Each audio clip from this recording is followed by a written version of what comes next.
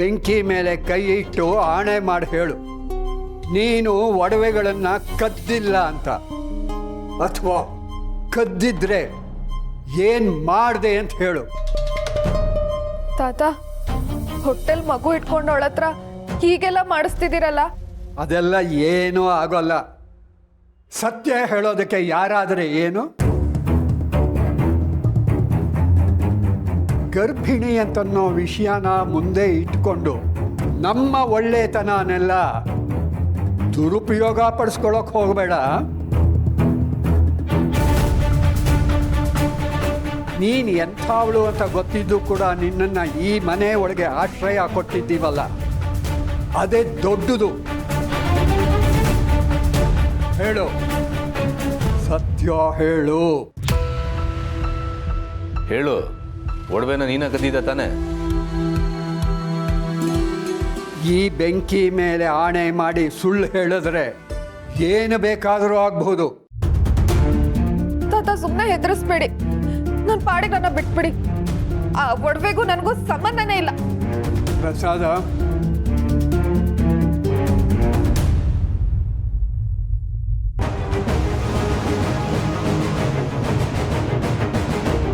ಹೇಳು, ಆ ಒಡವೆಗಳೆಲ್ಲ ಏನಾಯ್ತು? ಹೇಳು. ನಾನೇ ತಗೊಂಡೆ, ಎಲ್ಲ ಒಡವೆನೂ ನಾನೇ ತಗೊಂಡ್ಬಿಟ್ಟೆ.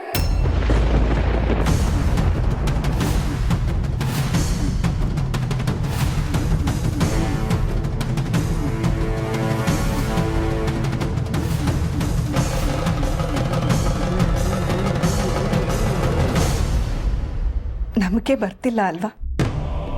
ಈ ಶಾರ್ವರಿಗೆ ಗತ್ತು ಬೋರ್ಡು ಇವಳು ತುಂಬ ಧೈರ್ಯವಂತೆ ಅಂತ ಎಲ್ರಿಗೂ ಗೊತ್ತು.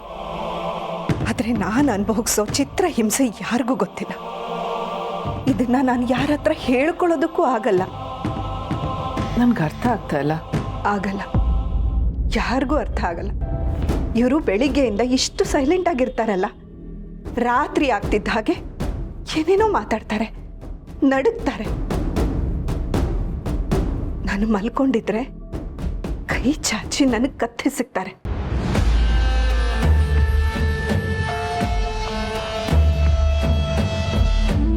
ಒಂದೊಂದ್ಸಲಿ ನಾನು ರಾತ್ರಿ ಕಣ್ಣು ಬಿಟ್ರೆ ದೊಡ್ಡ ಕಣ್ಣಿಂದ ನನ್ನನ್ನೇ ನೋಡ್ತಿರ್ತಾರೆ.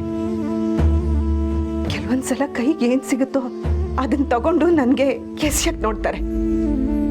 ಏನ್ ಹೇಳ್ತಾ ಇದ್ದೀರಾ ಶಾರ್ವರಿ ಅವರೇ? ಮಹೇಶ್ ಅವ್ರು ಹೀಗೆಲ್ಲ ಮಾಡ್ತಾರಾ? ನಂಬಲ್ಲ, ಯಾರೂ ನಂಬಲ್ಲ. ನಂಬೋದು ಬೇಡ. ನನ್ನ ಗಂಡನ ಬಗ್ಗೆ ಈ ಮನೆಯಲ್ಲಿ ಎಲ್ರಿಗೂ ತುಂಬ ಪ್ರೀತಿ ವಿಶ್ವಾಸ ಇದೆ. ಅದು ಕಮ್ಮಿ ಆಗೋದು ನನಗೂ ಇಷ್ಟ ಇಲ್ಲ ತುಳಸಿ. ಎಷ್ಟೋ ದಿನ ರಾತ್ರಿ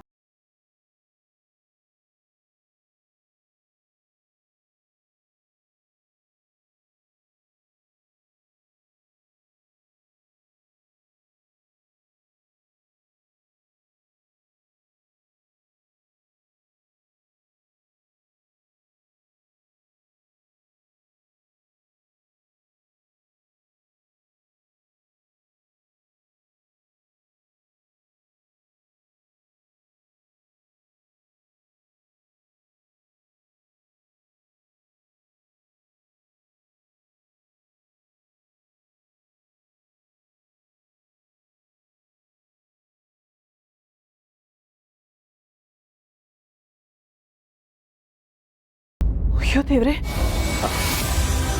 ಹೀಗೆಲ್ಲ ಮಾಡ್ತಾರಾ? ನೀವು ಯಾರ ಹತ್ರನಾದ್ರೂ ಹೇಳ್ಕೊಡೋದಲ್ವ ಶಾರ್ವರಿ ಅವರೇ? ಡಾಕ್ಟ್ರ್ ಹತ್ರ ಹೇಳಿದ್ರೆ ಏನಾದರೂ ಒಂದು ಪರಿಹಾರ ಹೇಳಿರೋರು. ಏನಂತ ಹೇಳಿ? ಇವರು ನನ್ನನ್ನು ಸಾಯಿಸಕ್ಕೆ ಬರ್ತಾರೆ ಅಂತ ಹೇಳ, ನನಗೆ ಚಿತ್ರ ಹಿಂಸೆ ಕೊಡ್ತಾರೆ ಅಂತ ಹೇಳ. ನನ್ನ ಗಂಡನ ಬಗ್ಗೆ ಬೇರೆಯವ್ರ ಹತ್ರ ಹೇಳೋಕ್ಕೆ ಮನಸ್ಸಾದ್ರೂ ಹೇಗೆ ಬರುತ್ತೆ?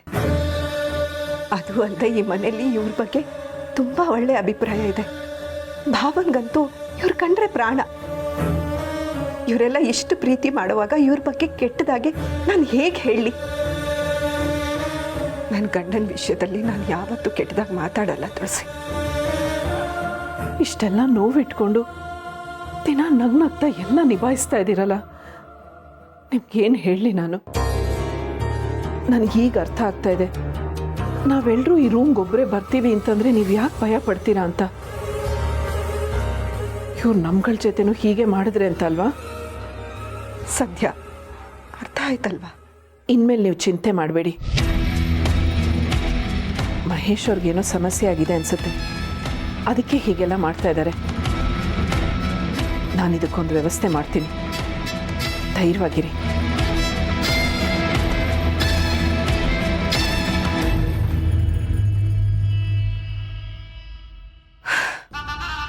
ಸದ್ಯ ಬಚಾವಾದೆ ಅನ್ಕೊಂಡ್ರೆ ಅದೇನೋ ವ್ಯವಸ್ಥೆ ಮಾಡ್ತೀನಿ ಅಂತ ಹೋದ್ಲಲ್ಲ. ಸಂಧ್ಯಾ,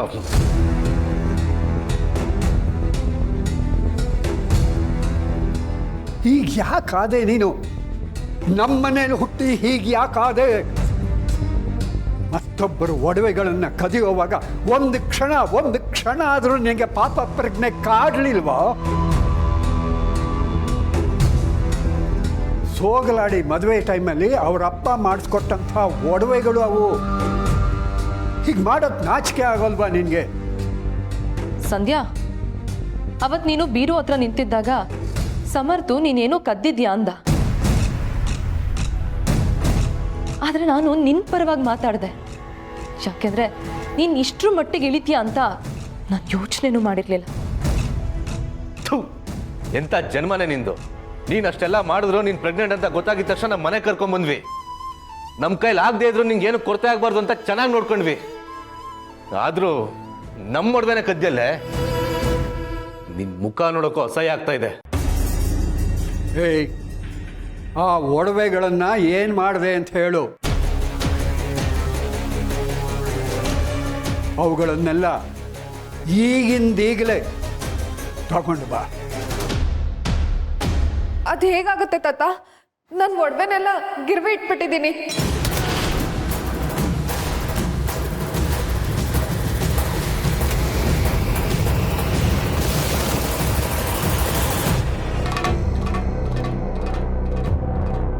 ಗಿರ್ವಿನ? ಗಿರ್ವಿ ಇಟ್ಟಿದ್ರು ಸರಿ, ಮಾರಿದ್ರು ಸರಿ, ಅವುಗಳನ್ನೆಲ್ಲ ಈಗಿಂದ ಈ ಕ್ಷಣ ತರಬೇಕು. ಹೋಗು. ತಾತ, ಅದನ್ನ ಬಿಡಿಸ್ಕೊಂಬರ್ಬೇಕು ಅಂದರೆ 3 ಲಕ್ಷ ಕೊಡಬೇಕು. ಎಲ್ಲಿಂದ ತರಲಿ ಅಷ್ಟೊಂದು ದುಡ್ಡು?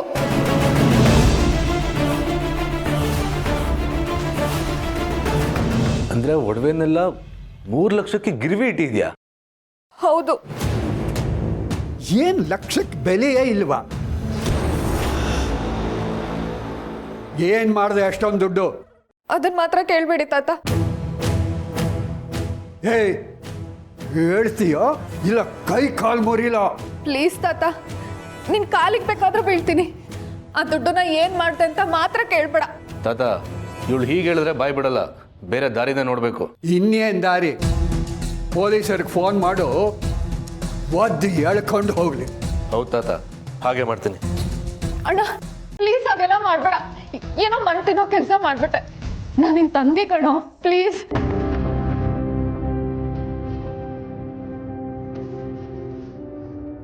ಅದಕ್ಕೆ ಪ್ಲೀಸ್ ನೀವಾದರೂ ಹೇಳಿ, ನಾನು ಪ್ರೆಗ್ನೆಂಟ್. ಅದಕ್ಕೆ ಸಂಧ್ಯಾ, ನೀನು ಪ್ರೆಗ್ನೆಂಟ್ ಅಂತ ನಾವು ಅನುಕಂಪ ತೋರಿಸ್ತೀವಿ ಅಂದ ಮಾತ್ರಕ್ಕೆ ನೀನು ಏನು ಬೇಕಾದರೂ ಮಾಡ್ಬೋದು ಅಂತಲ್ಲ.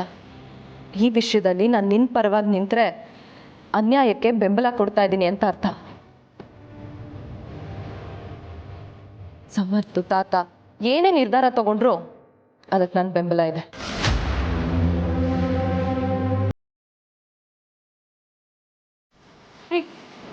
ಪ್ಲೀಸ್ ನೀವಾದರೂ ಹೇಳಿ. ನಾನು ನಿನ್ನ ಗಂಡ ಅಂತ ಹೇಳ್ಕೊಳಕ್ಕೆ ನಂಗೆ ನಾಚಿಕೆ ಆಗ್ತಾ ಇದೆ. ಅವರೆಲ್ಲ ಕೇಳ್ತಾ ಇದ್ದಾರೆ ತಾನೆ, ದುಡ್ಡೇನು ಮಾಡಿದೆ ಹೇಳು? ಅದು ಒಂದು ಮಾತ್ರ ಕೇಳಬೇಡಿರಿ. ಸರಿ, ಹಾಗಾದರೆ ಇವತ್ತಿಗೆ ನಿನ್ನ ಸಂಬಂಧ ಮುಗೀತು. ಸತ್ಯ ಹೇಳಿದ್ರೆ ನಾನು ಇಲ್ಲಿರ್ತೀನಿ, ಇಲ್ಲಾಂದರೆ ಇಲ್ಲಿಂದ ನೋಡ್ತೀನಿ. ಇನ್ಯಾವತ್ತೂ ನಿನ್ನ ಮನೆಗೆ ಬರೋದು ಬೇಡ.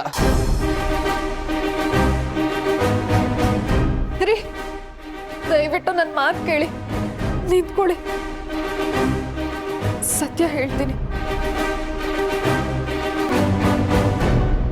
ಆ ದುಡ್ಡನ್ನ ನಾನು ನಂದಿನಿಗೆ ಕೊಟ್ಬಿಟ್ಟೆ.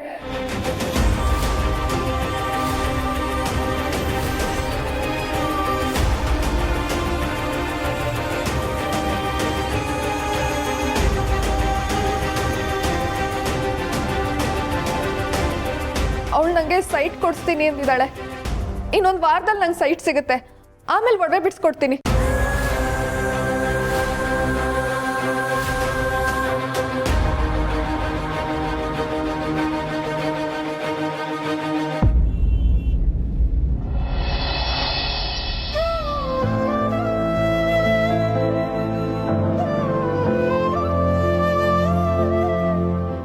ಸೋಗ್ಲಾಡಿ,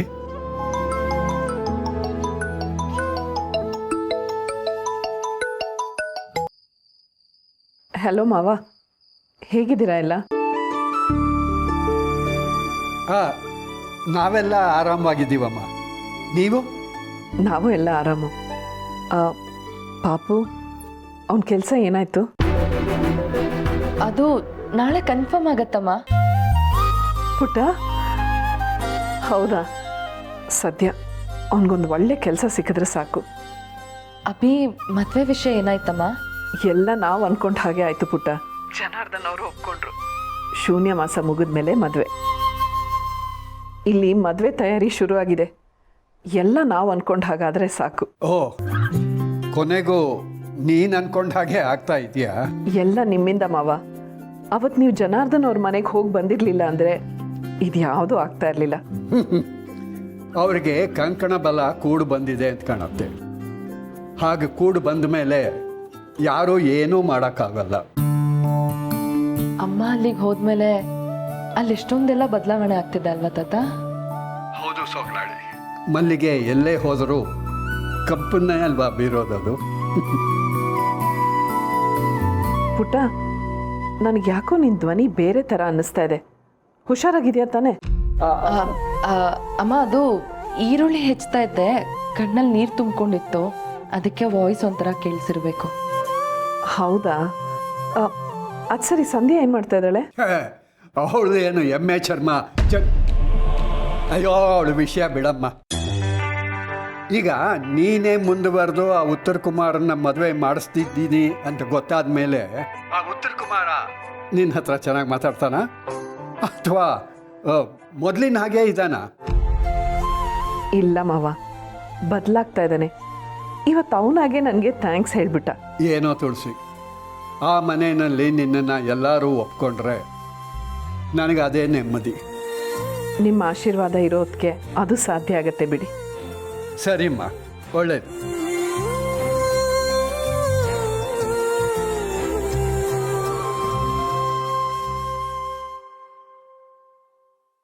ಏನ್ ತಾತ? ನಿನ್ನ ಜಾಗದಲ್ಲಿ ಬೇರೆ ಯಾರಾದರೂ ಇದ್ದಿದ್ರೆ ತಾವೇ ಫೋನ್ ಮಾಡಿ ನಿನ್ನ ಮಗಳು ನನ್ನ ಒಡವೆನೆಲ್ಲ ಕದ್ದಿದ್ದಾಳೆ ಅಂತ ದೂರು ಕೊಟ್ಟಿರೋಳು. ಅದು ನೀನು ಹೇಳೋದಕ್ಕೆ ಹೊರಟು ನನ್ನನ್ನು ಸನ್ನೆ ಮಾಡಿ ತಡೆದೆ. ಇಂಥ ಅಪರಂಜಿನಮ್ಮ ನೀನು. ನಮ್ಮ ತುಳಸಿಗೆ ತಕ್ಕ ಸೊಸೆ. ತಾತ, ಅಮ್ಮಂಗೆ ಆ ಮನೆಯಲ್ಲೇ ಸಾಕಷ್ಟು ಸವಾಲ್ಗಳಿದೆ. ಇನ್ನು ನಾನು ಫೋನ್ ಮಾಡಿ ಈ ವಿಷಯದ ಬಗ್ಗೆ ಹೇಳಿ ಅವ್ರಿಗೆ ಯಾಕೆ ತೊಂದರೆ ಕೊಡಲಿ? ಇಷ್ಟಕ್ಕೂ ಈ ವಿಷಯದಲ್ಲಿ ಅವ್ರದ್ದೇನು ತಪ್ಪಿದೆ ಹೇಳಿ? ಹೌದಮ್ಮ, ತುಳಸಿ ಅಂತ ಸಾಧ್ವಿಗೆ ಯಾಕಿಂಥ ಮಗಳು ಹುಟ್ಟಿದ್ಲು? ಇವಳಿಗೂ ಒಳ್ಳೆ ಸಂಸ್ಕಾರ ಕೊಟ್ವಿ, ಚೆನ್ನಾಗೇ ಬೆಳೆಸಿದ್ವಿ. ಆದರೆ ಯಾರ ಸಹವಾಸದಿಂದ ಹೀಗಾಗ್ಲೋ ಗೊತ್ತಿಲ್ಲ. ಇವಳನ್ನ ಮೊಮ್ಮಗಳು ಅಂತ ಹೇಳ್ಕೊಳ್ಳೋದಕ್ಕೇನೆ ನಾಚಿಕೆ ಆಗತ್ತೆ ನನಗೆ. ಸಮಾಧಾನ ಮಾಡ್ಕೊಳ್ಳಿ ತಾತ. ಅಲ್ಲಮ್ಮ, ನಿನ್ನ ಒಡವೆಗಳನ್ನೇ ಕದ್ದಿದ್ರು ಕೂಡ ಒಂಚೂರು ಬೇಜಾರು ಮಾಡ್ಕೊಳ್ಳದೆ ನನಗೆ ಸಮಾಧಾನ ಮಾಡ್ತಾ ಇದ್ದೀಯಲ್ಲ ತಾಯಿ. ತಾತ, ನನಗೆ ನನ್ನ ಒಡವೆಗಳು ಹೋಯ್ತಲ್ಲ ಅಂತ ಸ್ವಲ್ಪನೂ ಬೇಜಾರಿಲ್ಲ. ಯಾಕಂದ್ರೆ ನಂಗೆ ಯಾವತ್ತೂ ಈ ಒಡವೆಗಳ ಮೇಲೆಲ್ಲ ವ್ಯಾಮೋಹನೇ ಇಲ್ಲ ತಾತ. ಅದಿದ್ದಿದ್ರೆ ನನ್ನ ಗಂಡ ಸ್ವಾಭಿಮಾನದಿಂದ ಬದುಕ್ಬೋದಾಗಿತ್ತಲ್ಲ ಅಂತ ಅನ್ಕೊಂಡೆ. ಆದ್ರೆ ಅದಾಗ್ಲಿಲ್ವಲ್ಲ, ಅದಕ್ಕೆ ಸ್ವಲ್ಪ ನೋವಾಗ್ತಿದೆ ಅಷ್ಟೆ. ಏನೋ ದಾರಿ ಹುಡ್ಕೋಣ, ನೀನು ನೊಂದ್ಕೋಬೇಡ.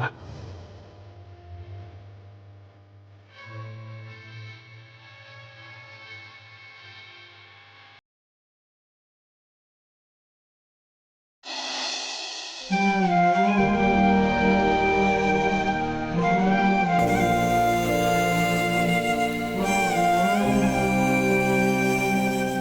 ಊಟ ಮಾಡಿ ಮಲ್ಕೊಳ್ಳಿ ಅಂದರೂ ಕೇಳಲ್ಲ, ನನಗೋಸ್ಕರ ಕಾಯ್ತೀರಾ. ನಿಮ್ಮ ಈ ವಿಶ್ವಾಸಕ್ಕೆ ಏನು ಹೇಳಿ?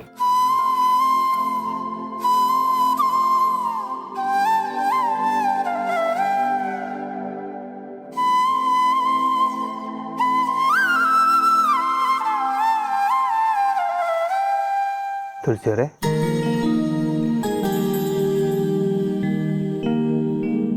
ಯಾವಾಗ ಬಂದ್ರಿ? ಈಗ ತಾನೆ ನೀವೇ ಬಂದು ಬಡಿಸ್ಬಿಟ್ಟಿದ್ದೀರಿ. ನನಗೋಸ್ಕರ ಹಸ್ಕೊಂಡು ಕೂತಿರೋ ನಿಮಗೆ ಬಡಿಸೋಣ ಅಂತಲೇ ನಾನು ಬಂದಿದ್ದು. ಊಟ ಮಾಡಿ.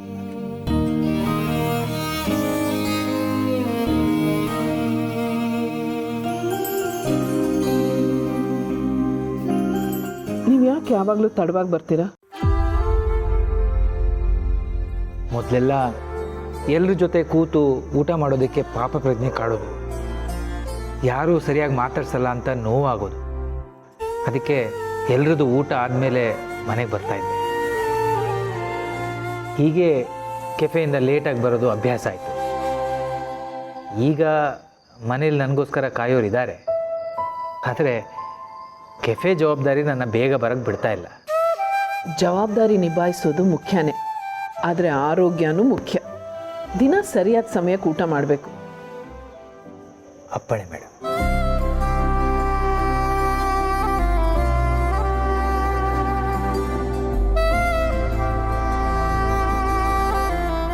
ಮದುವೆ ತಯಾರಿ ನಡೀತಿದ್ಯಾ?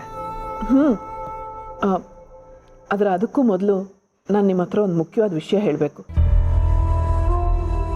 ಹೇಳಿ. ಇವತ್ತು ಶಾರ್ವರಿ ಅವರು ಒಂದು ವಿಷಯ ಹೇಳಿದ್ರು. ಅವ್ರು ನಮ್ಮೆಲ್ಲರ ಎದುರಿಗೂ ನಗ್ನಗ್ತಾ ಇದ್ರು, ಒಳಗೇನೆ ನರ್ಕ ಅನುಭವಿಸ್ತಾ ಇದ್ದಾರೆ ಅಂತ ನನಗೆ ಇವತ್ತು ಗೊತ್ತಾಯ್ತು. ಏನು ಹೇಳ್ತಿದ್ದೀರಾ ತುಳಸಿಯವರೇ? ಶಾರ್ವರಿ ಏನಂದ್ಲು? ನೀವು ಯಾರೂ ಇಲ್ಲದೆ ಇರುವಾಗ ಇವರು ಹೇಗಿರ್ತಾರೆ, ಏನು ಮಾಡ್ತಾರೆ, ನನಗೆ ಎಷ್ಟು ಚಿತ್ರ ಹಿಂಸೆ ಕೊಡ್ತಾರೆ ಅನ್ನೋದೇನಾದರೂ ನಿನಗೆ ಗೊತ್ತಾ? ಇವರು ನನ್ನನ್ನು ಸಾಯಿಸಕ್ಕೆ ಬರ್ತಾರೆ ಅಂತ ಹೇಳ, ನನಗೆ ಚಿತ್ರ ಹಿಂಸೆ ಕೊಡ್ತಾರೆ ಅಂತ ಹೇಳ.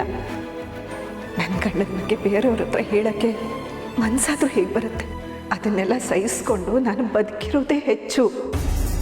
ಅಯ್ಯೋ ದೇವ್ರೆ, ಮತ್ತೆ ಯಾಕೆ ಇಷ್ಟು ದಿನ ಆದರೂ ಈ ವಿಷಯನ ನಮ್ಮ ಹತ್ರ ಹೇಳ್ಕೊಳ್ಳೇ ಇಲ್ಲ? ಅವ್ರಿಗೂ ಸಂಕೋಚ ಆಗತ್ತೆ ಅಲ್ವಾ? ಅದು ಅಲ್ಲದೆ ಮನೇಲಿ ಎಲ್ರಿಗೂ ಮಹೇಶ್ ಅವರಂದರೆ ತುಂಬ ಇಷ್ಟ. ಈ ವಿಷಯನ ಹೇಳಿ ಅವ್ರನ್ನ ಎಲ್ಲರೂ ತಪ್ಪಾಗಿ ತಿಳ್ಕೊಂಬಿಡ್ತಾರೆ ಅನ್ನೋ ಆತಂಕ ಅವ್ರಿಗೆ. ತನ್ನ ಗಂಡನ ಗೌರವ ಕಾಪಾಡಬೇಕು ಅಂತ ಎಲ್ಲನೂ ಮನಸ್ಸಲ್ಲೇ ಇಟ್ಕೊಂಡು ಕೊರಗ್ತಾ ಇದ್ದಾರೆ. ಇದಕ್ಕೆ ತುಳಸಿಯವರೇ ನಾನು ಶಾರ್ವರಿನ ದೇವತೆ ಅನ್ನೋದು. ತನಗೆ ಎಷ್ಟೇ ನೋವಾದರೂ ತೋರಿಸ್ಕೊಳ್ಳೋದಿಲ್ಲ. ಈಗ ವಿಷಯ ಗೊತ್ತಾಯ್ತಲ್ಲ, ನಾವು ನಾಳೆನೇ ಇದಕ್ಕೆ ಒಂದು ಪರಿಹಾರ ಹುಡ್ಕೋಣ.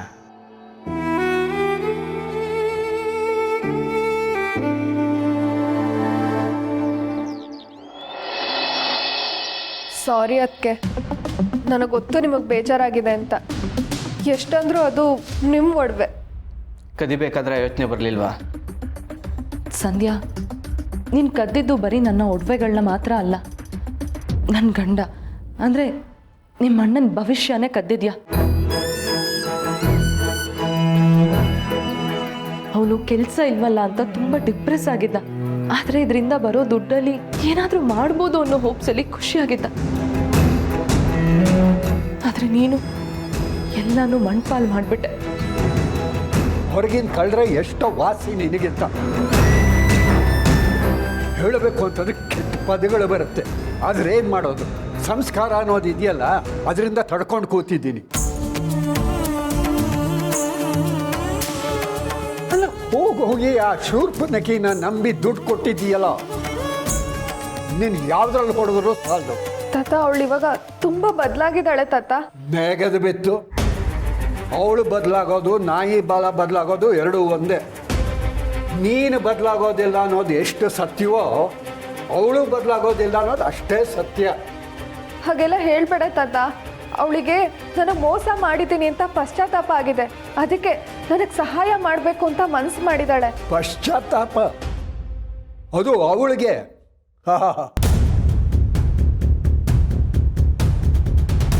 ಅವಳು ನಿನಗೆ ಮೋಸ ಮಾಡಿದ್ದಾಳೆ ಅಂತ ಹೇಳೋದಕ್ಕೆ ಅದು ನಿನ್ನ ದುಡ್ಡು ಅಲ್ವೇ ಅಲ್ವಲ್ಲ. ನೀನು ಮೋಸ ಮಾಡಿ ಕದ್ದು ಉಂಡು ಮನೆಗೆ 2 ಬಗೆದು ತಗೊಂಡು ಹೋಗಿರೋ ದುಡ್ಡು ಅದು.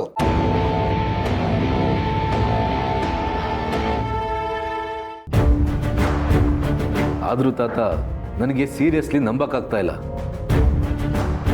ಮನೇಲೇ ಇದ್ಕೊಂಡು ಇಂಥ ಕೆಲಸಕ್ಕೆ ಕೈ ಹಾಕ್ತಾಳೆ ಅಂತಂದರೆ ಇವಳನ್ನ ನನ್ನ ತಂಗಿ ಅಂತ ಹೇಳ್ಕೊಳ್ಳೋಕ್ಕೆ ಅಸಹ್ಯ ಅನಿಸುತ್ತೆ. ಹೇಗೋ ನನ್ನ ಜೀವನನ ಕಟ್ಕೊಳ್ಳೋಣ ಅಂತ ಅಂದ್ಕೊಂಡೆ. ಥು, ಅದಕ್ಕೂ ಕಲ್ಲು ಹಾಕಿದ್ಲು. ನೆನ್ಸ್ಕೊಂಡ್ರೆ ಚೆಚ್ಚಿ ಸಾಯಿಸೋಣ ಅನ್ಸುತ್ತೆ. ಆದರೆ ಮಗುನ ನೆನ್ಸ್ಕೊಂಡು ಸುಮ್ಮನೆ ಇದ್ದೀನಿ.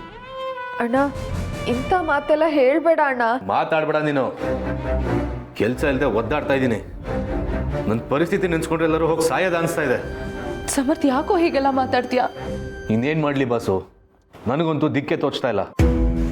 ನೋಡು ಸಮರ್ಥ, ಹೀಗೆ ಸಾಯ್ತೀನಿ ಗೀತೀನಿ ಅಂತೆಲ್ಲ ಮಾತಾಡೋಕೆ ಹೋಗ್ಬೇಡ. ಜಗತ್ತಲ್ಲಿ ಕೆಲಸ ಇಲ್ದಿರೋ ಎಷ್ಟೋ ಜನ ಇದ್ದಾರೆ ಕಣೋ.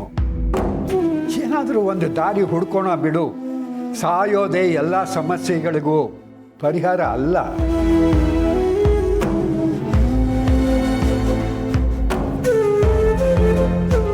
ಹೇ, ಒಂದು ದಾರಿ ಇದೆ ದಂಡಪಿಂಡ. ಮಾಧವ ನನಗೊಂದು ಸರ ಕೊಟ್ಟಿದ್ನಲ್ಲ, ಅದನ್ನ ಗಿರ್ವಿ ಇಟ್ಟು ಸಾಲ ತಗೋ. ಇಲ್ಲ ತಾತ, ಅವ್ರು ಹಾಗೆಲ್ಲ ನನಗೆ ಬೇಕಾಗಿಲ್ಲ.